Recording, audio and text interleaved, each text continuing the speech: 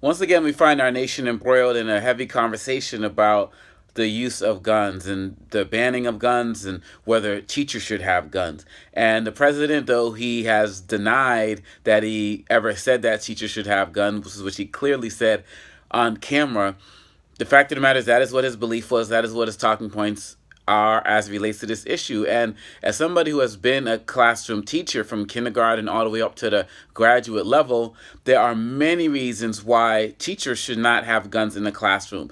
And as somebody who studies classrooms and works in professional development of educators, there are just too many reasons. Number one, teachers should not be trained in how to take the lives potentially of their students. Many of these school shootings are happening by actual students of those schools. And to train a teacher to have to be able to possibly take the life of a 12th grader or a 12-year-old is just something that we shouldn't even be talking about. Another issue that we have to look at is the fact that teachers, are they supposed to buy their own guns? What are they supposed to be doing? Because right now we see with the tax plan, teachers, the tax credit that they were able to get for buying their own supplies is gone.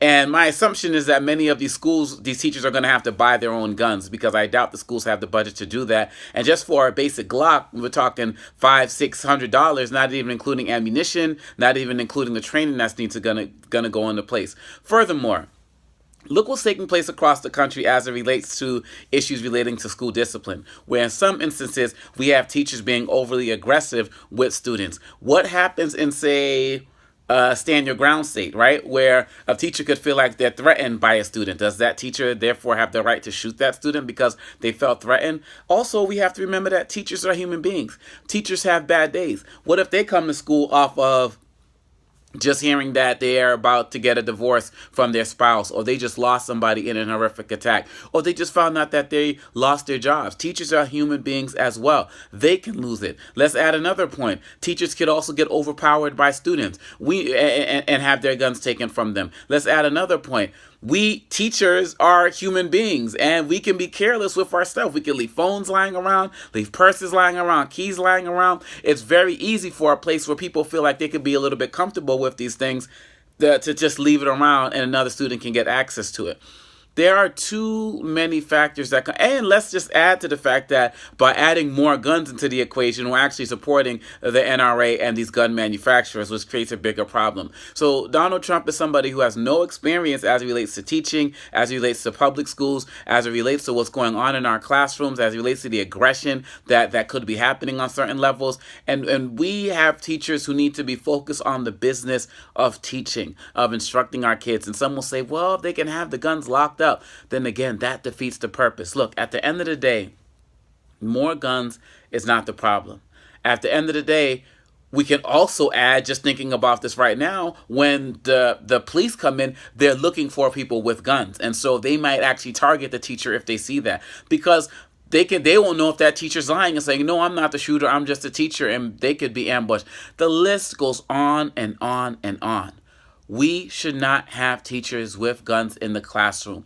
There are too many things that could go on. Teachers need to be focusing on teaching, and we need to lean on law enforcement, local, state, and federal government to do more to protect our children. And part of that starts with banning these assault rifles and all of the other 200 types of guns that can be manufactured and fixed. It's amazing seeing Rubio and these other people, even students in some of my classes that I've talked about, make these excuses about all these different types of loopholes. If we can put a man on the moon, we can close some loopholes that allow people to turn a regular gun into some type of automatic weapon. At the end of the day, this comes down to saving lives. And if people don't have the will to do that, we need to get them out of office.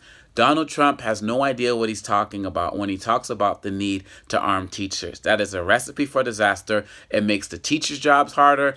It makes the students' jobs harder to just be there. There could be more issues of disciplinary violence that relates to the gun. It makes law enforcement jobs harder. And again, nobody's going to be reimbursing teachers for even going out to purchase these guns on their own. So we can go all day about this, but this is not the solution. We need to make it impossible for people, particularly under 21, to buy these weapons, and we need to get rid of weapons of war. People can talk Second Amendment all they want, but people don't have the right to have weapons of war that they can easily use to slaughter masses of people. And if they can do it in Australia, now we have to remember Australia has had gun violence but not mass shootings, because they made it impossible for massive numbers of people to be killed.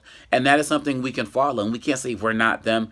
If we're going to be talking about us being the greatest country in the world, the greatest democracy and all of this, we can do more to protect the lives of our children. When more people in this children are dying in this country from guns than they are from cancer, something's wrong with us. There's a cancer in our heart. There's a cancer in our mind that is saying that this is okay in any way, shape, or form. Let's get to work. And Mr. President, if you want to be serious about this, you need to be a little bit more serious about your policy proposals. Peace.